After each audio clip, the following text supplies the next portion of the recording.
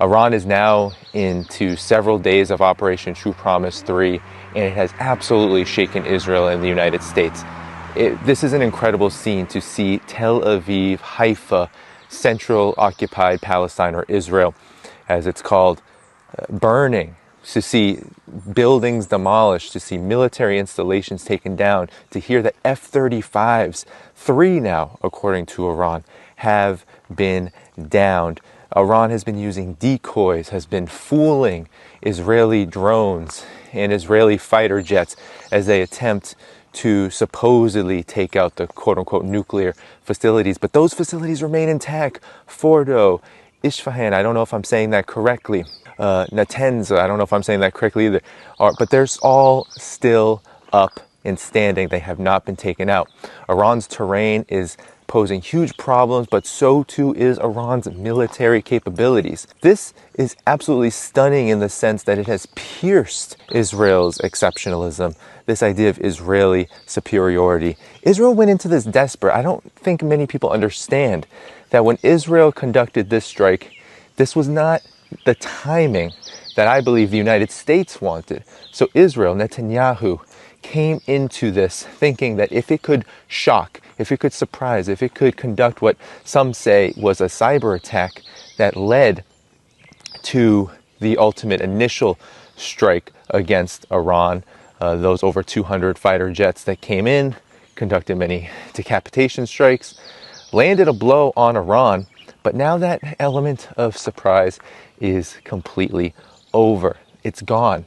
It's not happening again, or at least if the United States enters, we will see much more destruction. But right now, all Israel can do, it seems, is target civilians. We see Tehran burning. I've had Mohammed Randi on my show tell me that a building right near him has been targeted. 20 children killed, eliminated. It's an absolutely despicable and atrocious thing that we are seeing, but this is all about desperation. This is not about nuclear weapons. This is about the United States and Israel seeing the clock ticking on their waning dominance and really their waning legitimacy, and they're trying to take Iran out. The problem with trying to take Iran out, though, is Iran's escalation dominance. They have an incredible number of missiles. They just started demonstrating their hypersonic missile capabilities. The imagery of Tel Aviv being struck with hypersonic missiles is an absolute humiliation for the Israeli regime and the United States, which now Israel is on its knees begging for the US to become more directly involved in this. This is an absolutely incredible development that we are following here on this channel. Now, we have to talk about the significance not only of the military side of this, which is huge. When you have downed F-35s, when you have Israeli infrastructure being taken out, when you see that people now, Israelis, are under the rubble after 20 months plus of what they have done to Gaza. Now you have actually Israeli officials talking about, we are Gaza now. Well, you are the ones who instigated this. Gaza is it was the igniting flame to what we see now. This need for Israel to, with the United States' help, expand as much as it can. Now it is paying the price of its absolutely vicious and expansionist agenda. So a big part of this now, Operation True Promise 3, and what we are seeing is much more than military. We are seeing Israel on its knees begging the United States because there is a big problem for Israel, and that is that the United States, on the one hand, will give Israel everything it wants, to do whatever it wants, at least everything that it can give. But now the United States, now Israel are in a very precarious situation. Now they have to consider, how far do they go with this? Does the United States meet with Israel, which I'm sure they're doing, around the clock at this point, both covertly, and soon we will see news, I'm sure, of what the results of these meetings will be, where they need to decide whether they want to come in with their bombers and their bunker busters and begin leveling Iran. It is not a guarantee. Actually, it is likely certain that Iran will maintain its capabilities over this period, and the United States has to decide whether they want the embarrassment of a downed F-35, downed F-18, downed aircraft. That is really the consideration here, because when that happens, when the United States takes a direct blow, when one of their naval destroyers is sunken to the bottom of the sea, when U.S. assets in the region, in the Gulf, when those are targeted and struck, when the Strait of Hormuz is closed off, when these things begin to happen, the United States will have to consider the unthinkable. Why? Not because any of us on this channel agree with this, or at least most of us who watch this channel don't want to see this, but when we look into the mindset, the interests of the empire, of the American empire, we know that the United States empire has never been able to handle any challenger, anyone that can demonstrate, regardless of its political and economic system, any power, any country, any nation, any force that can demonstrate parity, that can demonstrate maybe a dual power in comparison to it. No, it cannot tolerate this. And there's no bigger embarrassment or humiliation for the United States than to see its supposedly exceptional and undefeated military, which is, of course, untrue. The United States military has been defeated over and over and over again. Vietnam, Korea, Afghanistan, we can go on and on and on. But should Iran, which would be seen if Iran's projectiles and ballistic missiles, etc., down a naval destroyer of the United States, it would then be seen as a pure power.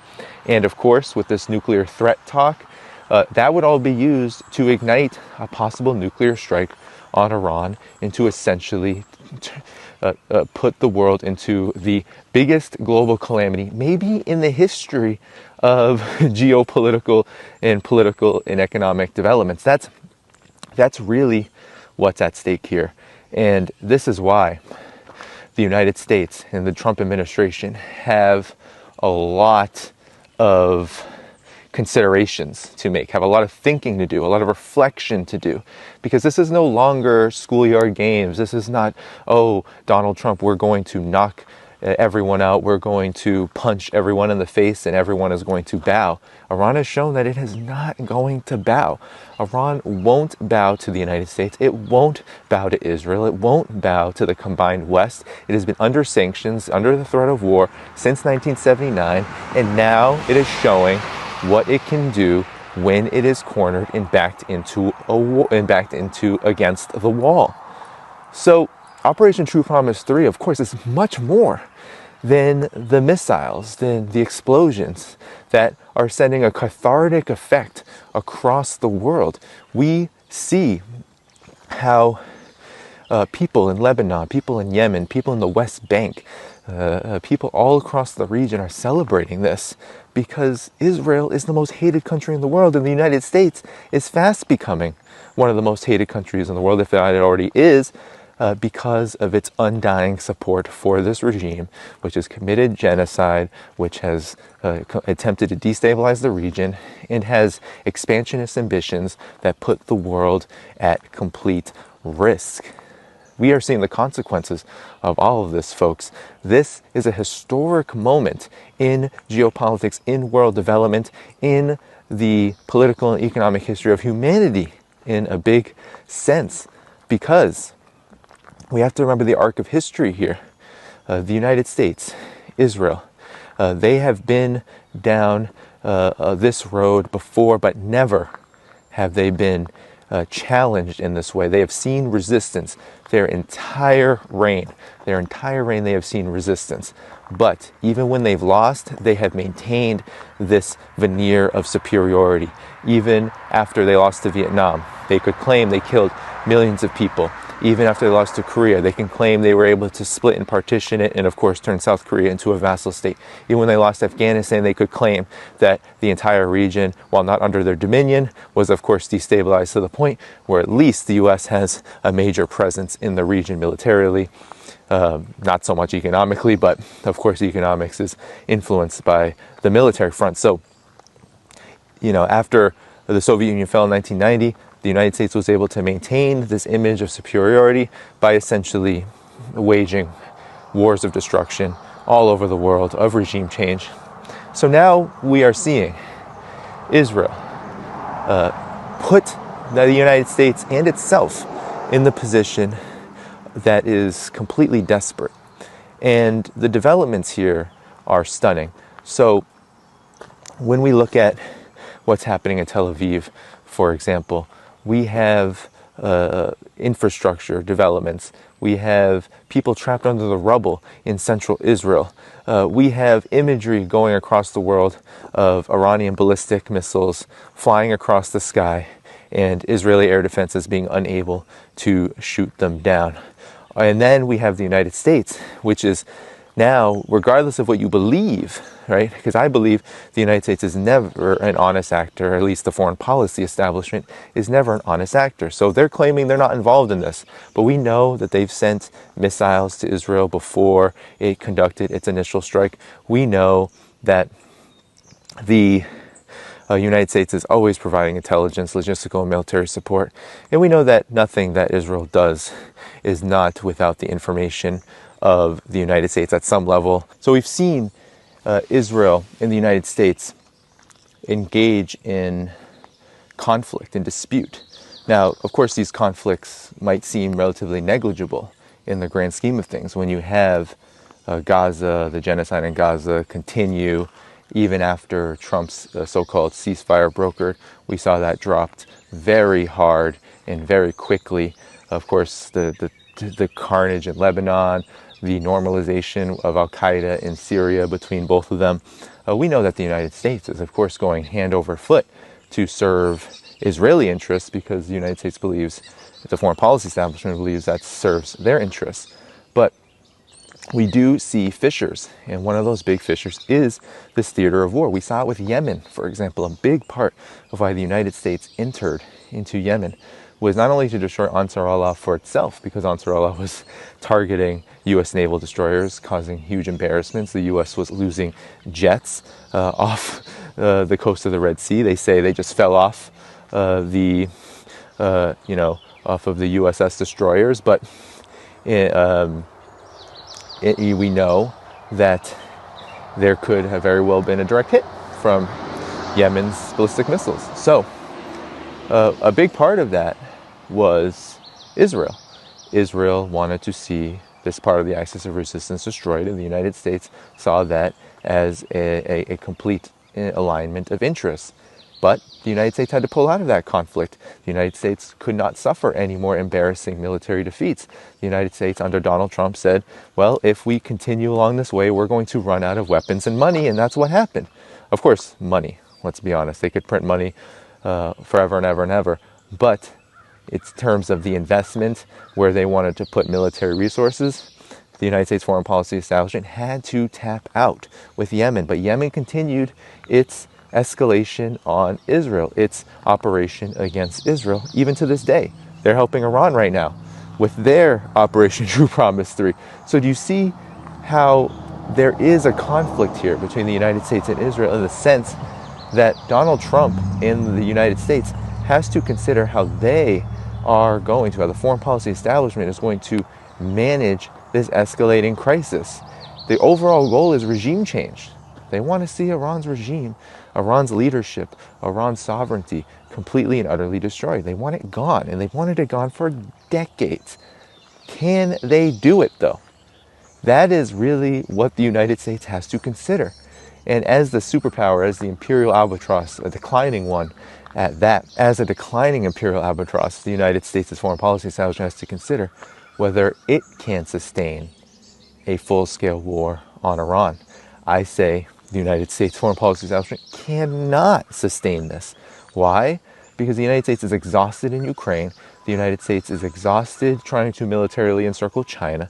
The United States has already been exhausted in West Asia. It's already seen its legitimacy decline here and wane, and its military arsenal has been depleted.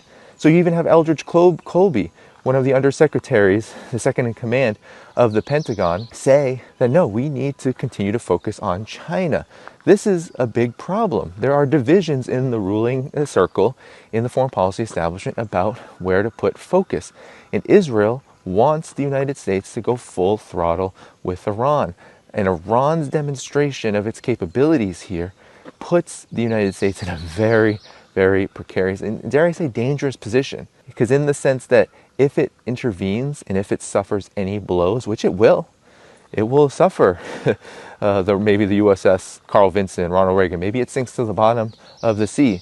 Maybe an F-16, F-35 with US pilots gets downed. And then what? The political atmosphere becomes toxic for war. It becomes absolutely imbued in aggressive, hawkish, nuclear calls for the destruction of Iran.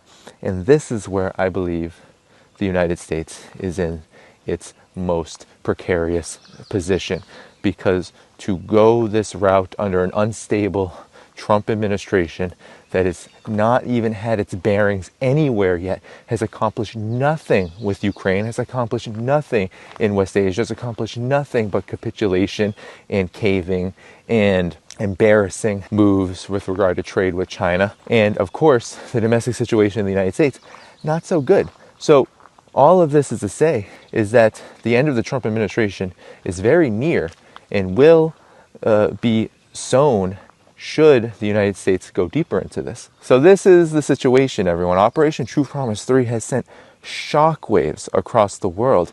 It is showing that Israel is not invincible. It is showing that the United States is not invincible. It is showing that even a sanctioned country, one that has been under the threat of war for decades, can build up the capabilities to stand up for itself when it is bullied, when it is cornered. And now people have had criticisms of Iran.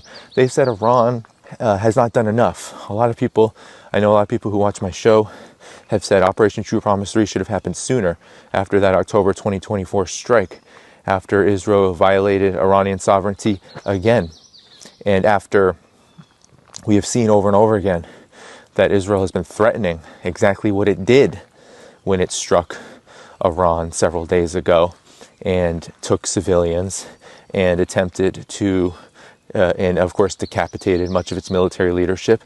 And on the one hand, I see the point, because I believe that if you're bullied, if you are put into a situation where your existential survival is put under threat, which I believe Iran's has been for quite some time, that means that eventually something's got to give. And perhaps Iran should have conducted Operation True Promise 3 sooner.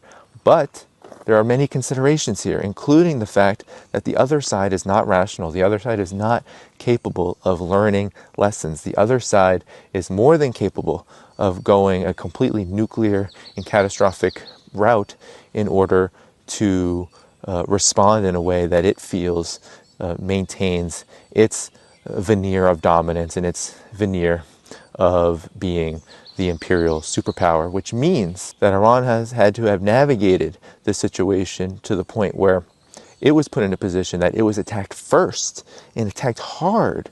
And that meant Iran had to go into the mode of war, not only war preparations, but engaging in war, because that's where we are right now. We are in a state of war. We are witnessing the build up toward a full-scale war between the U.S. and Iran, not just indirect support like the United States is giving now, if we want to call it quote-unquote indirect, but we are entering a period where Israel is now facing a difficult situation. Either it continues to allow itself to be pummeled and bombarded with missiles, because Israel can't seem to get it out of its head that targeting civilians is only going to lead to more reaction and retaliation, but either it continues to go all along this route and beg the United States and hope the United States enters in a way where it sends its bombers into Iranian airspace, where it sends its aircraft carriers to launch strikes on Iran, or it settles. It says, we're done. We can't do this anymore. We've give up. Unconditional surrender. We will now go back to where things were just a few days ago. So this is really the options that Israel faces. And in effect, it's what the United States faces. Because on the other side, the United States has to consider, do we enter the war? Do we face catastrophic potential losses militarily that we've never had in the past, or at least never had to show people in the past? The global public opinion in the past? Do we put the global economy into the utter abyss, which means that the rich who control the United States are going to find themselves in a lot worse position than they ever have been, and they don't like that? The U.S.'s military and political standing in the world falling even farther. So you have an economic, a military, and a political crisis all coming to a head as we speak. And this means that either the United States takes the bait, moves into a state of readiness toward its own eventual self-destruction, should it go to war with Iran, or it does what Israel seemingly is heading toward, a kind of surrender that will leave a huge mark on world public opinion. This is an absolutely stunning moment. Operation True Promise 3 has put all of this into motion. Israel is begging for help. The United States is in a precarious state. And Iran, well, of course, facing dangers, facing civilian losses, facing the brunt of the empire, facing its aggression, is still standing and is likely to continue to still standing so long as the nuclear option is on pause. That's the reality. And this is where we are in the world.